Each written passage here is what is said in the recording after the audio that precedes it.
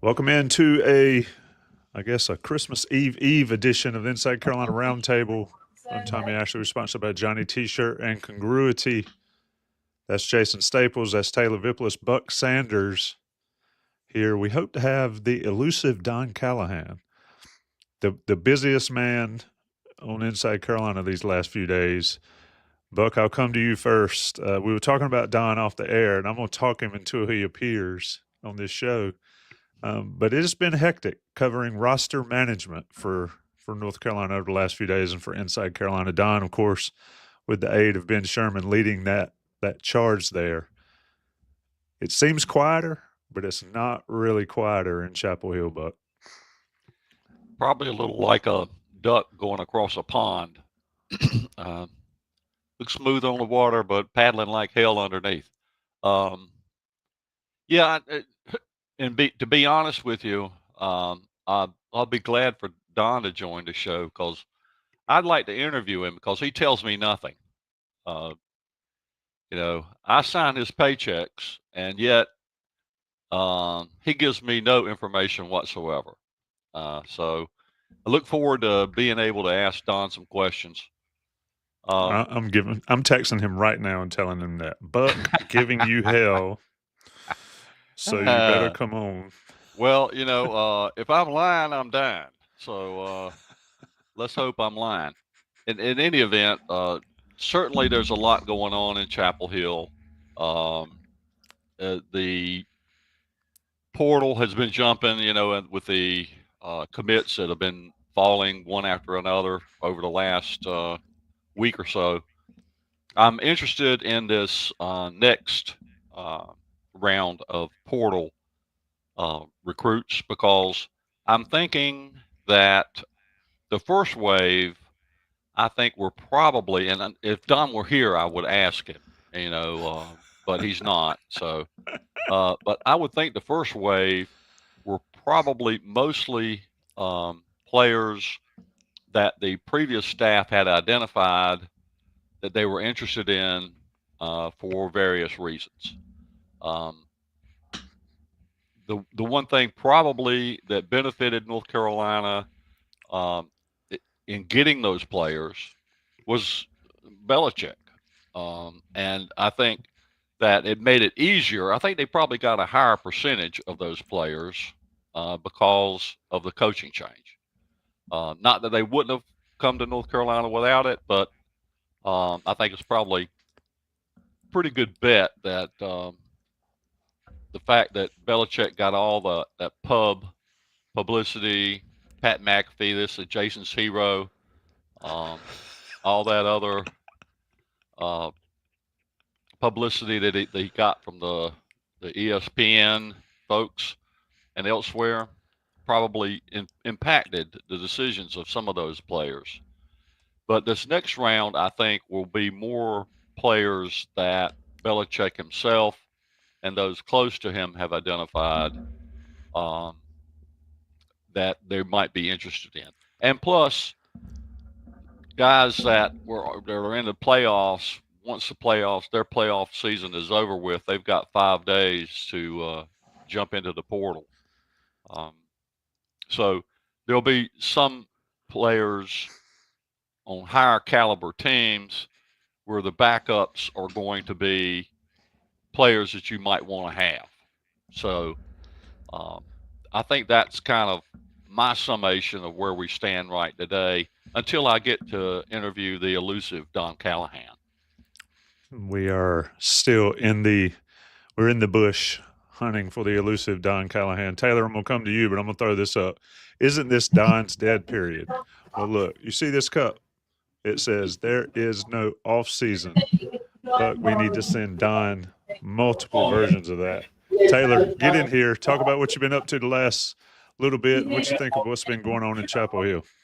Yeah, I love the transfer portal period just because of how fast everything kind of comes together, where you hear players in a portal, you hear that he has a couple of visits scheduled already, and then within like a day or two, he's committed because he had a pretty good understanding of where he was going to go when he first went into the portal. And Carolina, 10 incoming transfers so far. House from Washington is probably the name that should get people the most excited for at that linebacker position. It's the 23rd overall transfer class right now. And Carolina, from a number standpoint and from both a quality and quantity standpoint, Carolina needs to continue to add transfers just because of roster turnover, going from one coach to the next. And then I think also the product you saw on the field last year, where you're watching a lot of players and you're like, Carolina can't compete for an ACC championship. And when Bill Belichick came to North Carolina, he's talking him, Lombardi, they're talking, we came to Carolina because we care about championships. We want to win championships. The roster we saw last year was not competing for too many championships. So yeah, third in the ACC right now behind Florida State and Louisville. And I think even bigger than, or equally as big as getting some players in, I think seeing some of the players that have withdrawn from the portal have been just as big a story, where you have Kobe Paysour, Aiden Banfield, Austin Blaski, and Amari Campbell, especially on the defensive side, kind of solidifying what Steve Belichick wants to do on the defensive side of the ball. Yeah, and you look at everybody's asking about Travis Shaw. We'll see what Travis Shaw had. We saw a couple players jump in the portal today. If you're on Inside Carolina, or at least released or in the portal, Malik McGowan, Dooley, Tyrann Stewart, the defensive back. So that's interesting. Belichick talked about they would evaluate players during bowl practice, so we're seeing some movement there. But Jason, get in here on this. Steven Belichick, virtually announced as the new defensive coordinator coming over from Washington. We can get into this a little bit, but I wanted to get your take there after you sort of talk about the movement you've seen here in the first couple of weeks of the Bill Belichick era in Chapel Hill. To Vip's point, to Buck's point, they got to have talent. They got to have a lot of it. They've got 9 or 10 guys out of the portal so far, probably looking at double that. Jason, your thoughts here on the last couple of weeks since we last met? Well, I mean, I think they clearly have a plan in terms of what kind of player they want. I think that much is evident, and it's also been interesting to see which players who entered the portal in that kind of period of uncertainty have decided not to return, and which players have jumped in since. And I don't know about you, Tommy, Vip, Buck. I think there's some certain commonalities with certain of those guys based on what we've seen of them, and I think that sort of speaks to what Belichick is wanting to do with the kind of player that he's getting. I think he's really, really emphasizing motor at a lot of positions. And then, I think the Browne pickup at quarterback is underrated already. That he's somebody that as I'm just now scratching the surface on my evaluation, but he's a guy that there's a whole lot to develop there. There's a lot of potential and a lot of capacity that he could grow into. So, all that said, it's going to be as well as they've done in terms of attracting talent without having all their hires in place.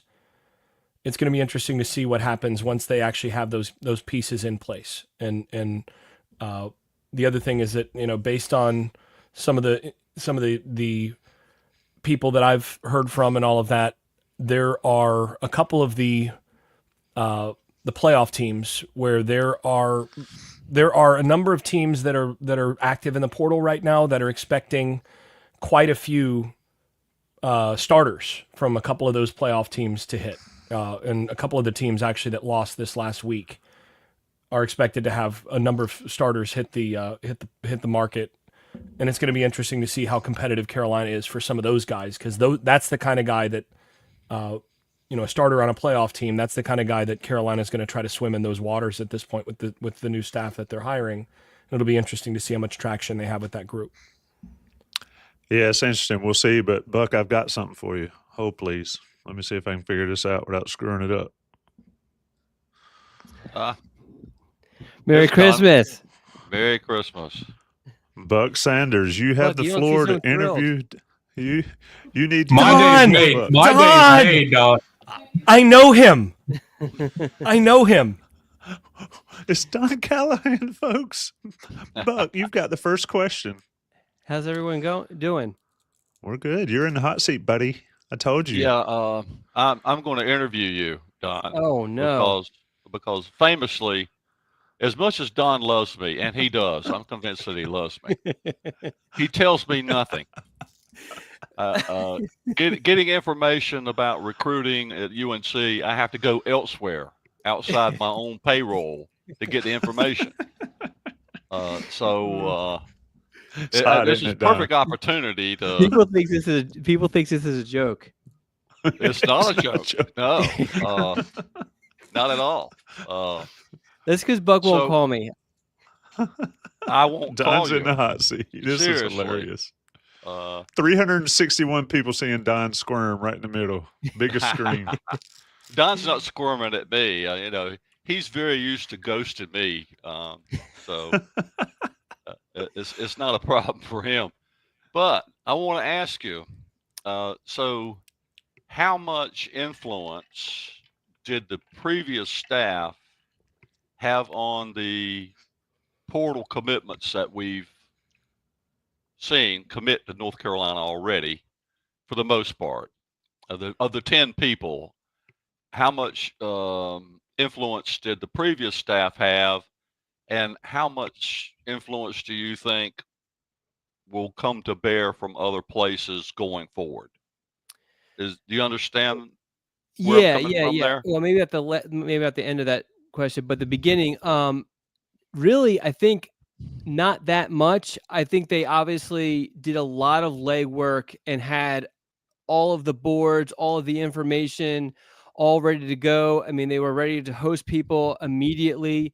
That defensive lineman from Elon came in on, I think it was the day that Belichick was announced. The day of his press conference was the day of his official visit.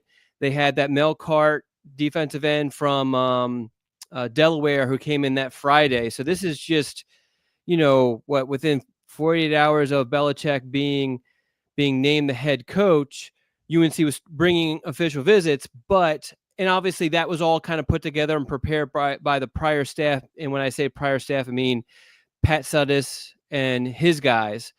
But Belichick made the call on whether to take certain guys. So, for example, the kid from Elon, he decided he didn't want him. And so UNC's kind of moved on. The kid from Delaware, he decided he liked him. And so North Carolina accepted a verbal commitment from him. And then I think you saw more and more of, there were a couple guys that we mentioned early on as having visits scheduled, and those visits never took place. But really that was kind of like just how the week had kind of went. I mean, there were visits that Belichick's staff had kind of set up and that they were canceled for whatever reason. It was a very just fluid week as far as visits were concerned. And that's why we covered things the way we did, which was just kind of focus on the next, really, I say 24 hours, but we're probably talking about the next 12 hours for our coverage, because there was just so much going on, so much volatility, so much changing, moving parts and everything like that with the transfer portal in general.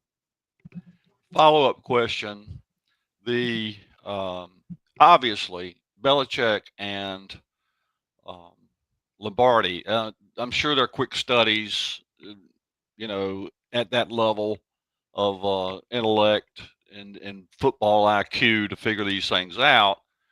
But they didn't obviously have a lot of time to survey available portal players across the United States before he took the job here. That had to probably take place at a different level. But Belichick has scouting in his blood. Mm-hmm. I mean, his father was a football scout, wrote a book about football scouting. Mm-hmm. You know, his whole, he comes from a mindset of scouting. Yeah, you got it. So have I. He comes from a mindset of scouting players. So what I'm thinking about, what I said maybe earlier was before you got here, is that he may have a more of an influence on this second wave coming in than he did on the first wave in terms of actual scouting or having the scouting done. Yeah, I mean, well, I guess it depends on what are we considering the second wave of things. Well, I mean, we're not talking about the spring. We're talking about the people coming out into the portal from playoff teams, I assume, at this point. Yeah, I mean, I guess I can see that. I just feel like from my observations, Belichick had his fingerprints were all over the decisions that were being made, and everything that I have heard. I mean, Lombardi and Belichick were the ones who were making the calls, and I mean, there were situations where guys were on campus, and for whatever reason, the meeting with Bill Belichick was removed from their itinerary, and that kid went home without even speaking with Bill. And some of that was just because, and this is just the nature of the transfer portal recruiting. And this went on last year with Mac Browne also, is that the evaluation process goes into the official visits because you don't have an opportunity to truly talk to some of these guys or pick up on certain things that you want to know until you get these guys on campus. But I think Belichick, I don't think North Carolina took a transfer portal commitment without Belichick signing off. Now the initial work I think was done by Sudis and everything, but Belichick and Lombardi definitely were evaluating these guys this time. I was certain that Belichick was making a call, you know, Yeah. up or down. But as far as this actual scouting of the player took place before that under Sudis' crew. And I was just thinking that going forward, it'll be more of Belichick and Belichick's people scouting. Yeah, I don't know. I mean, I think I would push. These people. I know you don't want me to, but I will push back a little bit. I just think that the guys You that can push back. You do it all the time. You won't answer my calls. I always answer your calls. Well, I only answer Trish's calls. No, I mean, I really think that these were Belichick's guys. I think the quarterback was handpicked by Belichick. I think that all the guys that they brought in were guys that Belichick liked, because I know that there were certain disagreements from guys who were holdovers that maybe didn't like certain guys that Belichick ended up taking. So, I mean, I think that Belichick definitely, it wasn't just approval on guys. It was, he evaluated, he scouted them as much as you could scout them, watching film and all that sort of stuff, on all of these guys. Because really, in general, the transfer portal scouting is just, you don't have a whole lot of time to do it anyway. So I think he did as much as he's going to do from here on out. It's the nature of it. Don, within the past couple of weeks, Carolina gets Bryce Baker to sign out of high school. And then you mentioned Ryan Browne committing from Purdue. How would you assess Carolina's level of confidence it has with what they have currently in its quarterback room? That's a tough question for me to answer. I think the one question that a lot of people have been asking is whether their UNC is done at the quarterback position in the portal, which kind of, I guess, revolves around your actual question.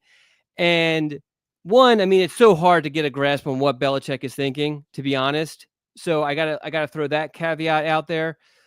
But also, it does feel like that there is a chance that this is it, for the portal as far as pulling quarterbacks out. Now, I mean, who knows who's going to pop into the portal and what opportunities you might have, or who could suddenly be fired that you don't expect to be fired, and now this quarterback is available and that sort of thing. But I know that there's still conversations being had with some portal quarterbacks.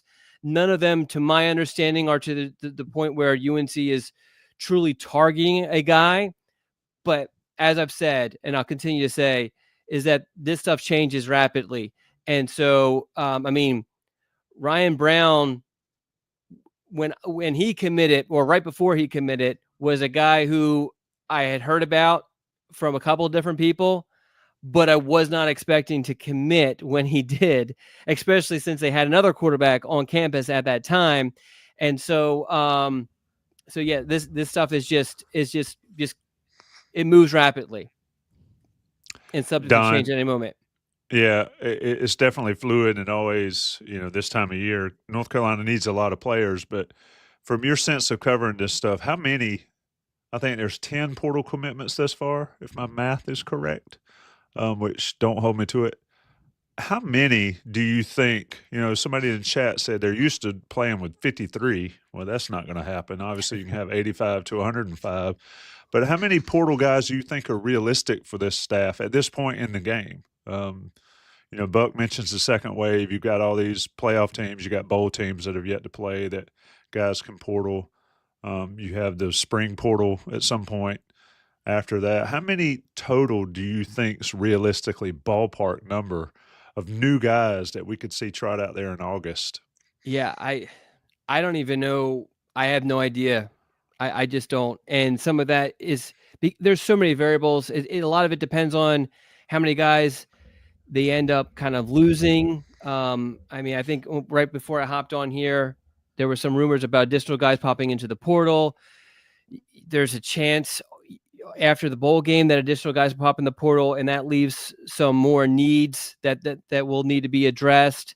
So I just don't have a firm grasp on what exactly Belichick is doing numbers wise and all of that. And there are certain guys who I thought for sure they would take, and then they end up canceling visits on and all of that. So it's just I hate to not have an answer for you, but I just don't. And I don't. It feels like it's not going to be nearly as high as what people are expecting.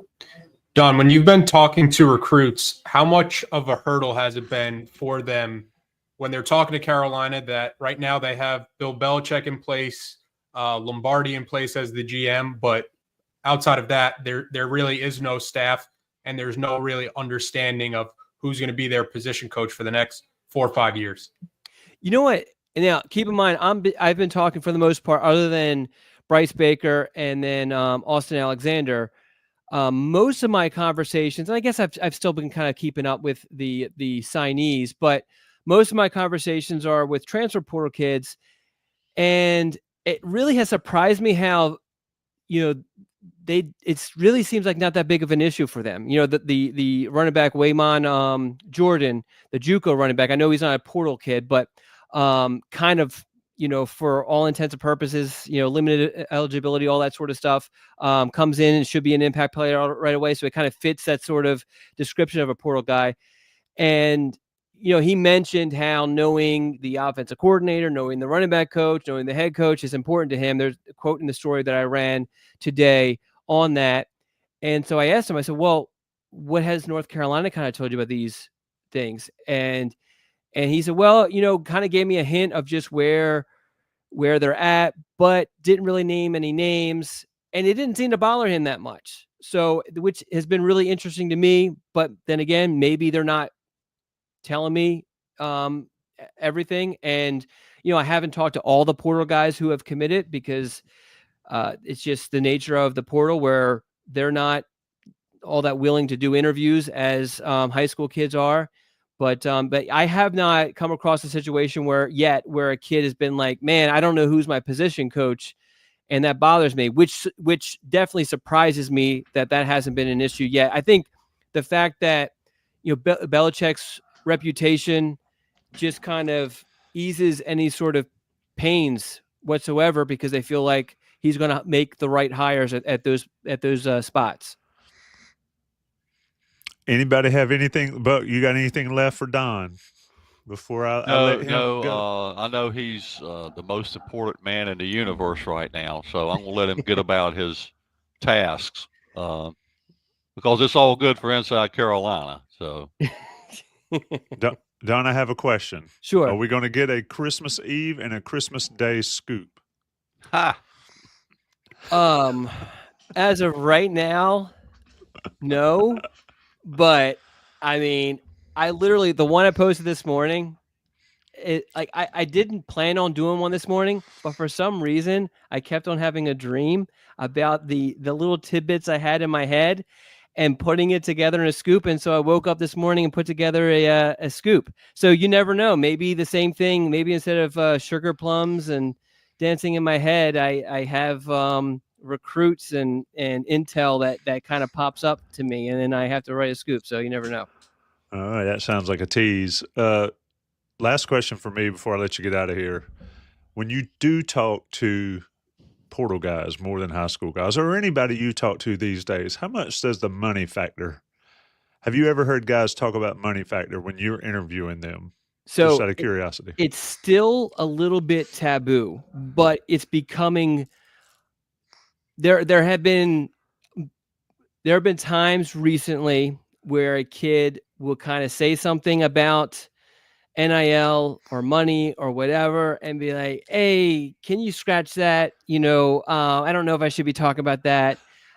It's still, but it still has that sort of, I guess taboo is the best word to describe it, feeling to it. And then you still, I obviously hear about certain situations like this kid, his agent got involved and kind of messed things up and that sort of thing. Or his agent wanted this and all of that. But it's becoming more talked about, but it's still not to the point where recruits are talking about it freely.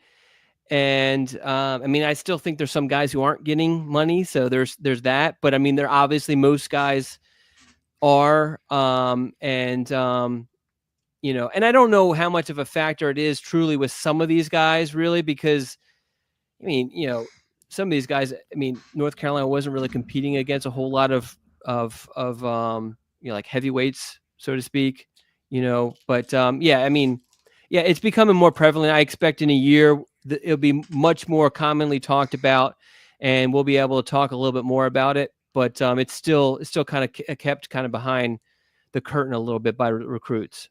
Well, All right, with revenue sharing, they're going to have to disclose it, correct? Because the university is going to be paying a certain amount of that money. So I'm assuming that revenue sharing is going to change a lot of that. Yeah, and that will ease the I guess I have a word in my head that I just can't grab yet. Just the stigma, I guess, around it. I would assume that would kind of release that a little bit, so kids will be more willing to talk about it a little bit more.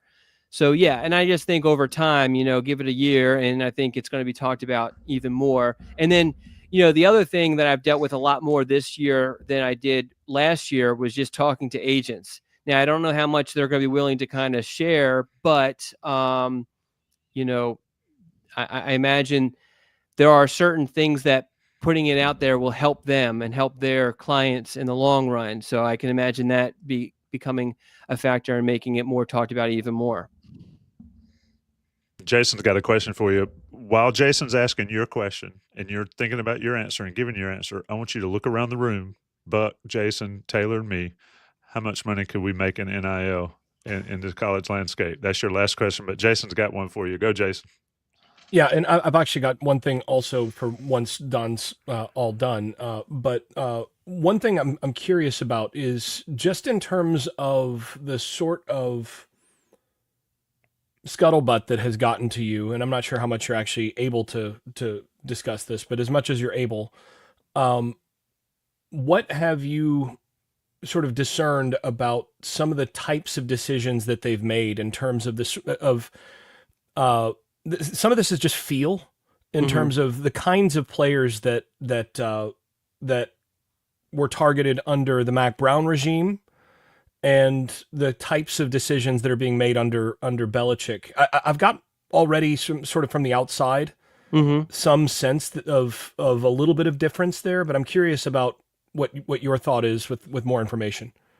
Yeah. So I think there are definitely some guys that I could see Mac Browne would have gone after, but I could definitely see a theme here a little bit of, and some of this could just be the fact that I'm well aware of, and I've done a lot of just, I don't want to say following, but paying close attention to Belichick when he was at New England, and just basically he was a bargain shopper and was really shrewd with the decisions that he made. And so I'm looking at a lot of decisions he's making now with North Carolina through that lens, and I can kind of see some of that, seeing what maybe others haven't been able to see yet, sort of situations with some guys, and maybe this guy doesn't fit here, but maybe he fits better here. And so I do see kind of that. I'd be curious to know what your kind of take is on some of that also. One of the first things that I've noticed, at least so far, is that I get the impression that Belichick trusts his eyes more than any service or anything else, and he doesn't give a rat's hindquarters about what a guy is ranked or where he's from.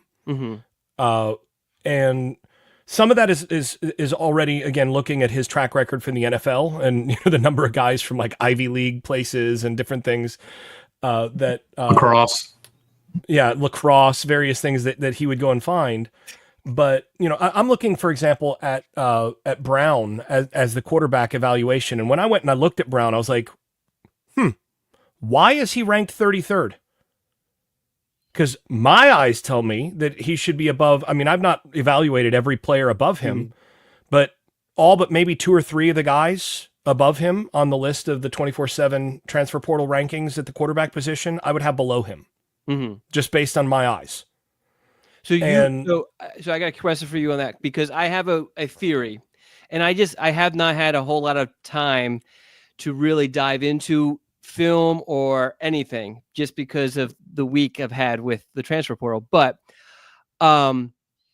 just picking up things little by little, and here I'm just brainstorming. I'm not reporting anything, so please do not snip this and throw this on Twitter. I will clip this. Hey, hang on. Can you slow down a little bit so I can write this down? Slow down so this can go up on Vip stuff like, later. And I would love to hear your feedback on this based off of your evaluations. It does feel like that he had a little bit of a board there. Mendoza was probably up there pretty high. Now I'm forgetting his name. The quarterback who ended up transferring to Oklahoma was up there probably pretty high. Mateer. And I feel like maybe just below them, and maybe there's a guy or two in there also that we aren't aware of. Is Ryan Browne? Your thoughts on that? That's so funny, because those are 2 of the maybe 3 or 4 guys that I've seen that I might have above Browne. I mentioned, I have not seen everybody in that 32 guys above him, but going down the list, I'm like, no. And then I get to Mendoza and Mateer, and I'm like, yeah, I'd probably have Mateer above him. Mendoza's kind of a coin flip, but I'd probably have him above him as well. And not many others. And the thing is, there's some similarities there, especially between Mendoza and Browne. They're very, very similar prospects. Sizes, but mobile, Yeah. So, you look at some of these others. Connor Wegman, I would have below Browne. Partly because of injury history, and partly because of what we saw at Texas A&M. And look, if Jimbo Fisher's not getting a ton out of you, even when you're, he did well when he was healthy, but didn't light it up.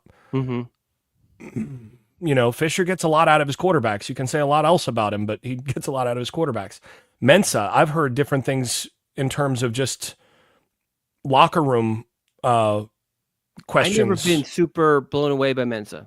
And Mensah is a guy that watched him a bunch at Tulane, because I thought there might be a chance he could follow him to North Carolina. So I definitely paid attention, and I was not blown away. And I'm really surprised what Duke paid for and all that. But hey, that's But do we believe those numbers are real? I mean, that is obscene.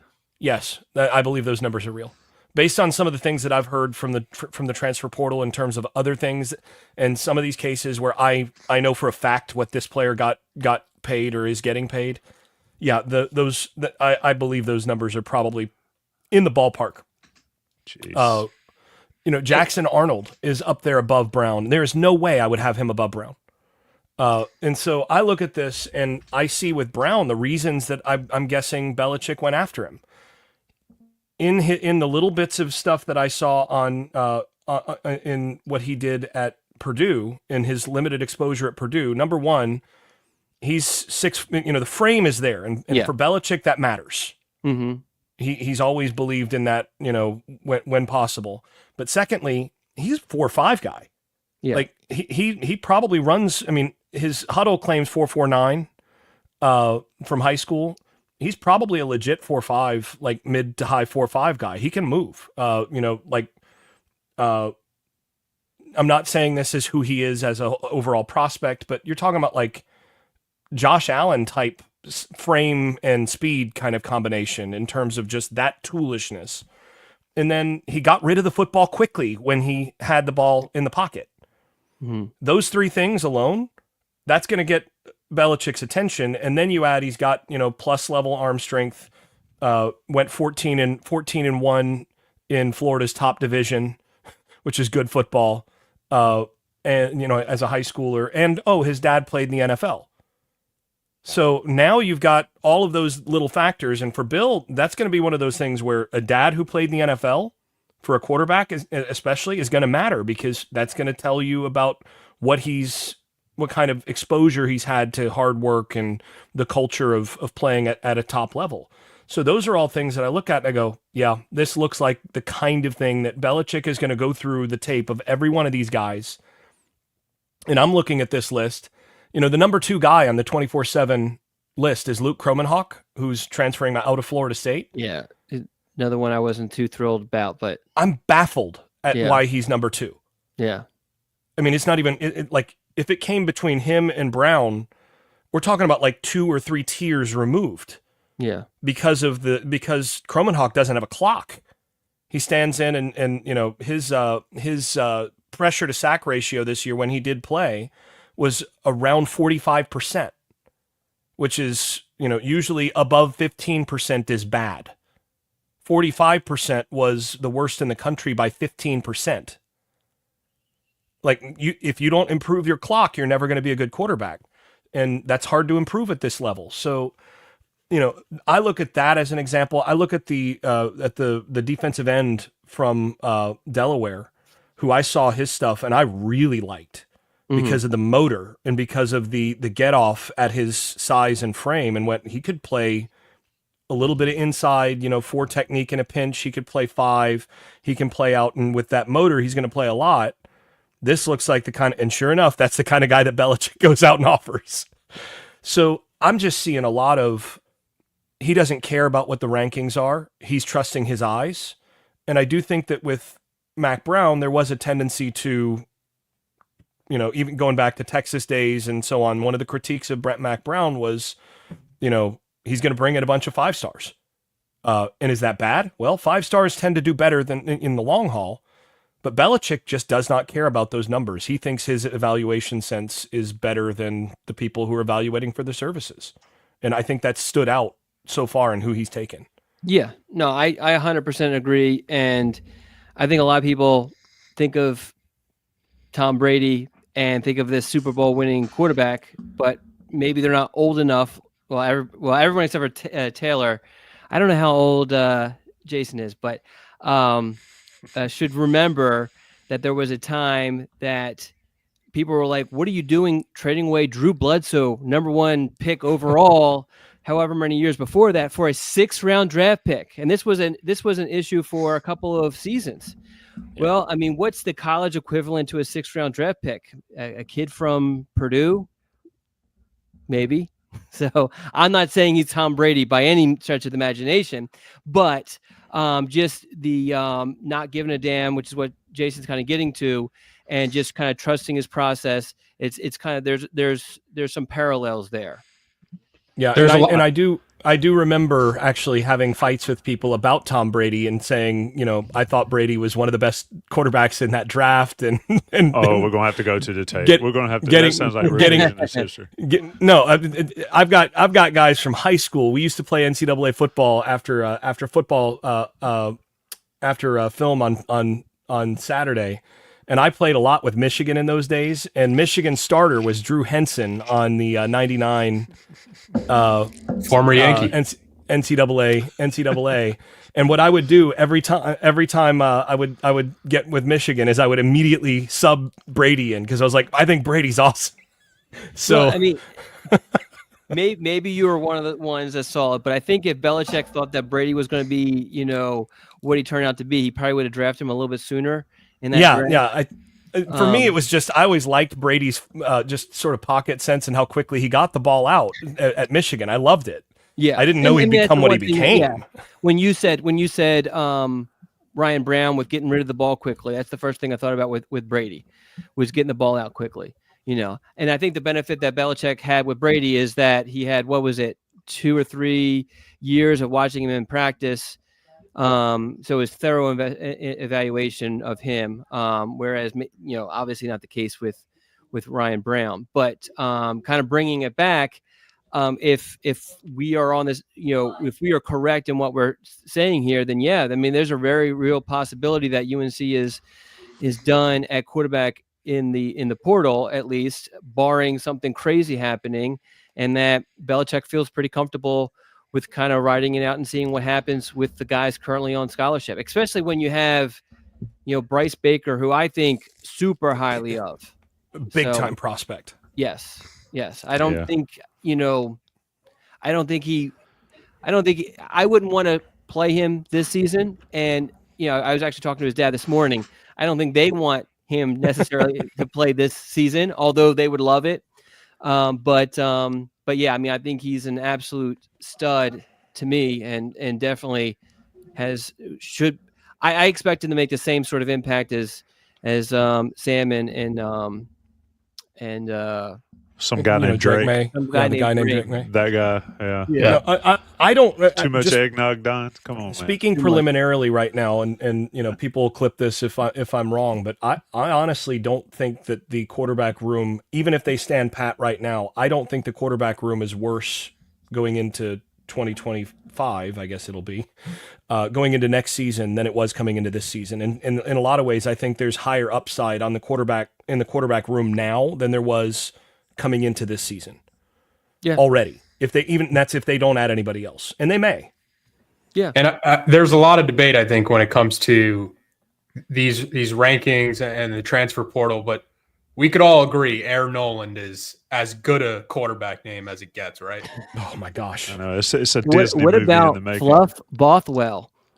That feels like a name when you're on season 15 of NCAA. Who was the Miami one? Was it Tulsa, the Bear last name? Oh yeah, Young Bear is his last name. Yeah. I was hoping, just for that last name, I was hoping he would come to North Carolina. It is. You guys are getting far afield. Look, you're talking about NCAA. You're not going to touch the name of the Miami backup who is transferring out again now. He was the transfer in from Albany last year, who was their backup this year, and then he's transferring out. Reese Poffenbarger. Oh, wow. Like, you're not going to top that one as a quarterback name right there. Reese Poffenbarger. We're going Air Nolan at South Carolina with Sellers. That's an interesting pickup. Don Callahan, appreciate you taking the time, my friend. I told you you'd get on here. Buck was like, you better bring him in or I'm going to rip him to shreds. I rushed home. I blew a couple of red lights. I'm going to send the tickets to Buck's house. He's going to pay it for me. You can expense those. It's not happening. Buck, or Don, have a good holiday. Right, y'all deserve it. Absolutely. Merry Christmas. Happy holidays. Thanks for having me. Send a text. Meditative Advent to you. Yes. All right. See you guys later. Be good, Don. Later. All right. Let me figure out how to get this back on track. You ain't wrong, Jimmy. Jimmy Parker's comment. He's not wrong. That linebacker. That there's some great names. just for fun, Alex Taylor won the Heisman in my son's dynasty on college football 25 last night. Actually, he won the Heisman Trophy. So, Alex Taylor, if you're listening, in 5 years you got a Heisman Congratulations. Trophy. Yeah, congratulations on your award.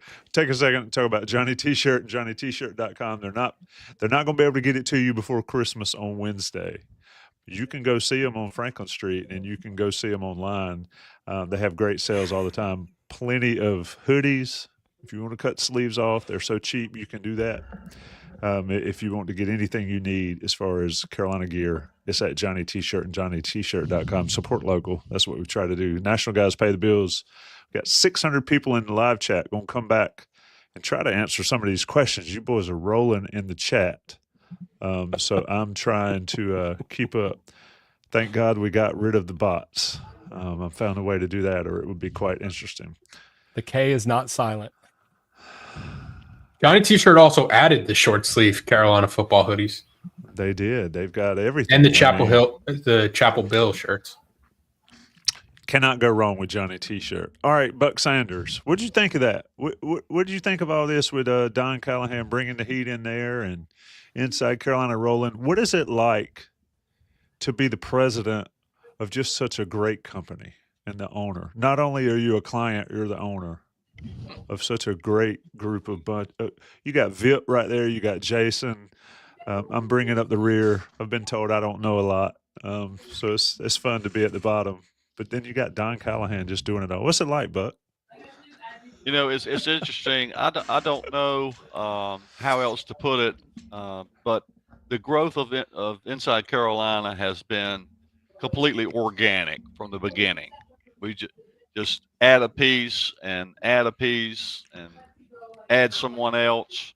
The common denominator being having a passion for college sports. And, you know, we'll also look for other things as well, but it's certainly a joy. I can tell you that. And certainly the best years of my life have been doing this with you guys. One thing before we move off this subject, but you know, there was a conversation by Don and Jason about Drew Bledsoe and Tom Brady and how that all went down. For those of you that have the time over the holidays, I'm going to recommend, if I can get it on the screen, I'm going to recommend that book. It's about Bill Belichick, written by David Halberstam, who's an excellent writer. It's not a very thick book. This is the hardback edition, but it goes into so much of the things that we're talking about and about Belichick and just the certain aspects of his demeanor and what he cares about and what he puts his emphasis on. It's worth a read. Get it from your local bookstore. Inside Carolina's making no money off of it at all, but if you want to know Bill Belichick, if you want to jumpstart on your friends and neighbors who want to talk to you about Bill Belichick and you want more inside information than they have, that's a great place to start. There's been other stuff written about Belichick, but these guys had a really good relationship, the author and Bill himself and everybody in it. Just about everybody that you could think of was asked questions about certain things that went on. So, yeah, I'd recommend that over the holidays if you get a chance. Yeah, if you've got a Kindle, get the scouting book that Buck referenced earlier by Steve Belichick. It's on the Kindle for 99 cents. I picked it up and I've read almost all of it. It is the best 99 cents in the business. You know, it is. You can't beat it. A couple things before I get Vip in here, and let's talk about defensive coordinator news that we heard. Michelle Hillison, you know, she is one of those folks that works behind the scenes that makes all this work. John Bowman, John Siegley, Ben Sherman, of course. Got so many. Jim Hawkins taking the photographs. I mean, folks take it for granted when you look at websites and they have photos, and some of the most iconic North Carolina basketball and football photos, Jim Hawkins took them, and he works for Buck and Inside Carolina and for us. So just a lot of stuff going on. I don't want to miss people. John Bowman was on with Justin Jackson and Theo Pinson right before we started, and Joey and the Coast Crew with Rel and Sean, and it's just amazing team we've got here. Pump it up. I said on another platform that this is the best group in the bunch, and that covers North Carolina, and you can't beat it. And then we have Taylor Vippolis, who is a media darling of the last little while. You got a lot of airtime, Vip, on knowing what was going on. So I want to ask you your thoughts of what's going on, your deep thoughts with Taylor, with the hire of Steve Belichick, or the soon-to-be hire of Steve Belichick as defensive coordinator, Bill Belichick coming in. Just your thoughts over these last couple of weeks, man. It's been insane. Yeah, I haven't watched a ton of Washington, but I have seen them throughout the season. One of the games was against Washington State, and I think one of the things that kind of jumps out when I watch them on that side of the ball is their physicality that they kind of play with, where it's a lot of players trying to be disruptive on the outside. It's linebackers looking to plant you and hit stick you and try to force turnovers. And when you're looking at the numbers for this Washington defense, it's a defense that was pretty solid going into the playoffs under DeBoer, and then when Belichick got there with Jed Fish, the defense almost across the board, their numbers were better, and they had the fifth best passing defense in the country this season, giving up only 166.8 yards per game. So I think the biggest thing with the Steve Belichick hire is it feels like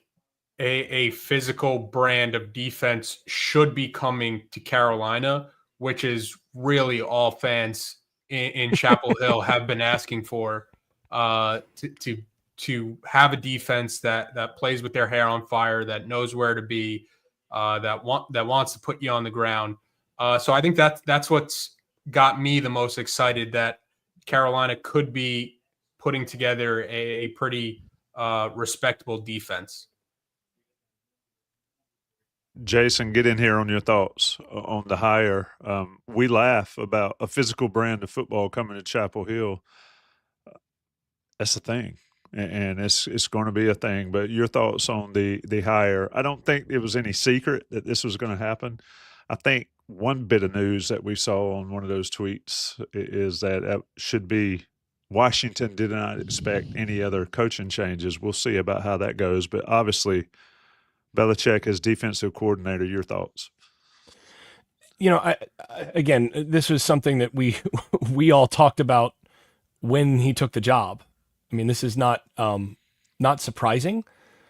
What it does, I think, confirm though, is that you can kind of expect a Belichick defense, a Belichick type defense, in terms of what they're going to be running, right? I mean, it literally will be a Belichick defense. And I get a bunch of people, I've got a bunch of people in the chat asking, well, how aggressive are they going to be on the defensive line, things like that. I don't think it's going to be something that's, and I've gone and I've looked at, as soon as Belichick got hired, I went and I looked at some Washington stuff because I just presumed.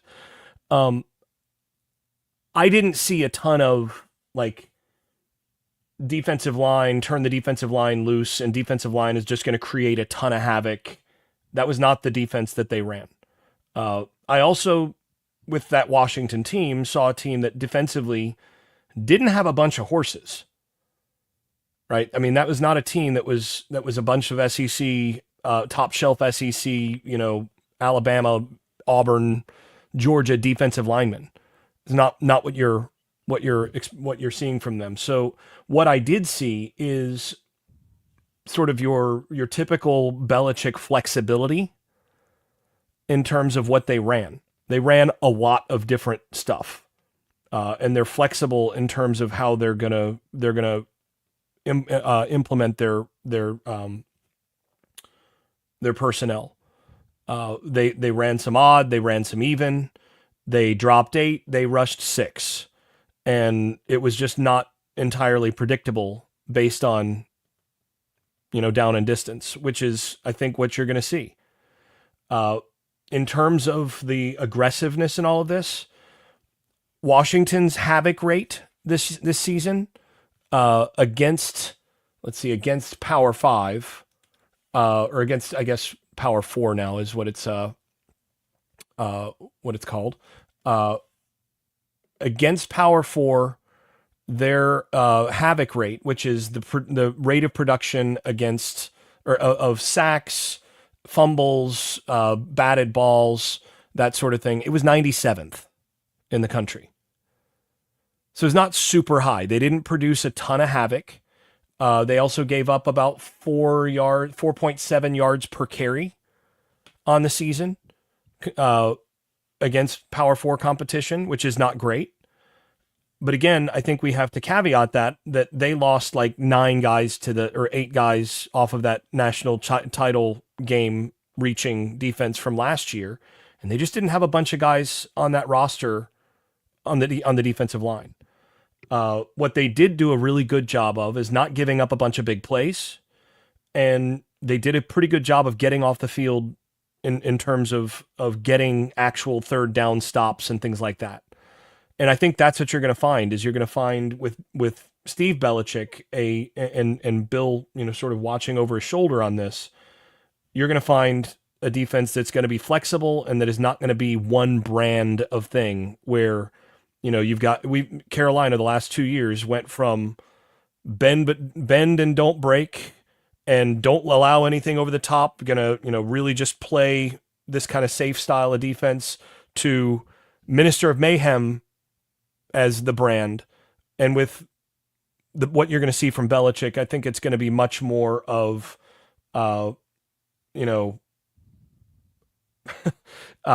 be water, my friend.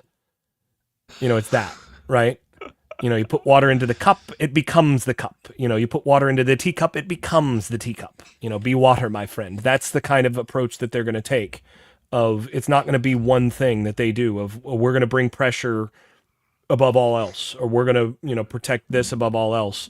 I do think you're going to see 3 safeties. I do think you're going to see, some emphasis on physicality, and I think you'll see more emphasis on stopping the run in Chapel Hill than what you got from that Washington team, because I think they're going to try to put together a defensive line that can do that. But that's my take on that. Interesting stuff from Jason on the Steven Belichick defensive coordinator. It's going to be interesting to see how they fill out the staff. I mean, obviously they've got a long ways to go to do that. Somebody in the chat asked, was Freddie Kitchens the only holdover? I guess we'll see. Probably. He is the only definite at this point. Obviously, Carolina we has still a bowl don't know game to what play. we still don't know what position he's going to coach either. I mean, I'm not sure he knows. I'm not sure. I'm not sure Belichick knows. Right. He could coach anything on the offensive side of the ball, but we just don't know what that might be. Yeah. And what's crazy? Well, let me talk about Congruity, and then we'll get final thoughts. Congruity, Matt at congruityhr.com, your sponsor for these podcasts and for Inside Carolina, but also your way to make your small to mid-sized business blow up nationally. They do it for themselves. They can do it for you. Email Matt at congruityhr.com. Say, look, man, I need a free assessment, or I need an assessment. I'm an Inside Carolina guy, and can you help me? Can you help me do what you've been able to do? Can you help me do what Carolina football has been able to do, and to go all in? And that's what Matt at congruityhr.com can do for you. Buck, your final thoughts here. I mean, they're getting portal commitments. They've got 3 offensive line, a couple of defensive lines, a quarterback, a wide receiver, linebacker, a kicker, tight end. And nobody knows who's doing what on the staff. Now, maybe Belichick knows, and he hasn't shared it with us, and maybe these players know. But there's a lot of moving parts, but they all seem to me, at least for the first time since I can remember, North Carolina moving forward in a way that has people really, really excited across the board. I haven't talked to anybody that's not looking forward to it, not excited about it, not saying, oh, why did they hire an old guy? They should have never hired Mac Browne, blah, blah, blah. It just seems like it's a positive movement in Chapel Hill. But your closing thoughts here as we get out of here and head to a holiday that we can all maybe not take a break, but maybe turn it off for a little bit. Well, one thing that I would take away is just an initial little thing is that probably once guys' names become serious about staff position, coaching position at UNC, we're going to find out about that pretty quickly because it'll get tweeted out at a national level. There's a national microscope on everything that Bill Belichick is doing at UNC. And so if there's anybody being considered for a spot seriously, probably going to get wind of that off of Twitter and from national writers and people even like Adam Schefter, who has been all over this anyway. He's second place to Vip, but he was in the running, wasn't he, Vip? So a few laps behind, but yes, in the running. Yeah, he was in the running, but a few laps behind Vip. Yeah, I think we'll learn some of that information in that way, and some hopefully maybe we will get from other people that we know that might have some take on the situation. But that's part of it. But in the entirety, the big picture, watching him put a staff together will be unbelievable. I mean, it'll just be unbelievable. I can't wait to see it go through, how it develops. That's going to be fascinating, and it's going to absorb a lot of time. Of course, we got this next wave of portal from the playoff and bowls and that sort of thing to follow. That's going to be really interesting. And the thing that is going to be of the greatest interest to probably all of us sitting here is spring practice. How much of that we get to see under Belichick is probably up in the air. But hopefully Mac Browne wasn't the most friendly in terms of providing observational portions of practice for the media. So maybe we'll get something close to that, hopefully, or if you can dream big and say maybe even a little more than that. But I think Belichick is generally tight-lipped guy, so we'll just have to wait and see how that goes. And then after spring, there will be another round of portal going on, which typically a lot of big-time players come out of in that second, after the spring, after spring practice concludes for teams and the portal opens again. A lot of big-name people come out of that, and at that point, North Carolina will have a fully fleshed out staff and a fully fleshed out staff of the GM and on the football side collaborating together. So it's just going to be a hoot. And if you're not an Inside Carolina member, subscriber, you need to be, because this is going to be some of the most fun stuff we've ever covered at Inside Carolina. And that includes schematic stuff. What are the X's and O's going to look like? Although under Bill Belichick, typically they have been whatever he wanted them to be on that particular game day.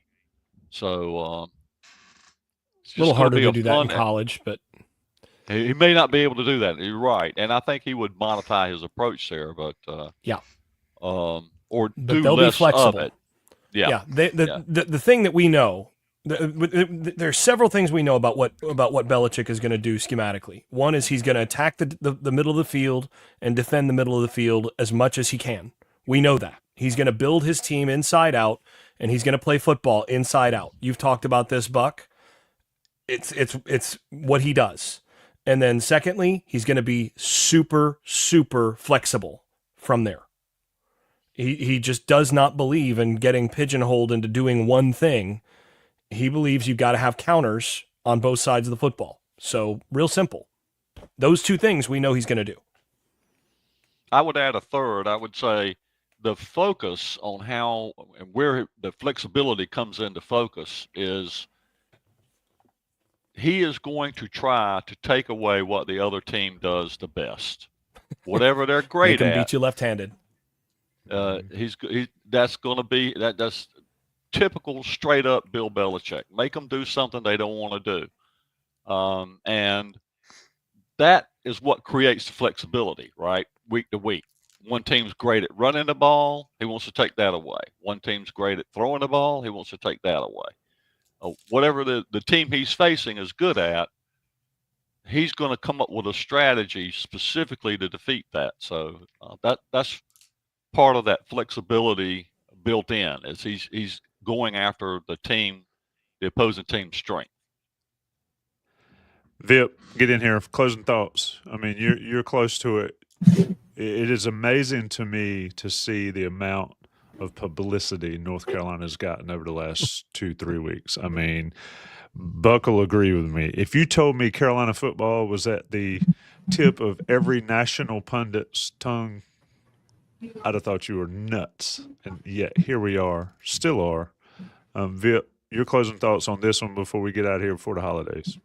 Yeah, it feels like something drastic would have had to happen, and I guess something drastic did kind of happen. But yeah, it's still almost surreal that Carolina football is the lead story on ESPN, the lead story on any kind of sports networks, or even just news in general. People want to talk Bill Belichick. People are curious to see how it will work. Everybody's kind of got an opinion if it will work or it won't work.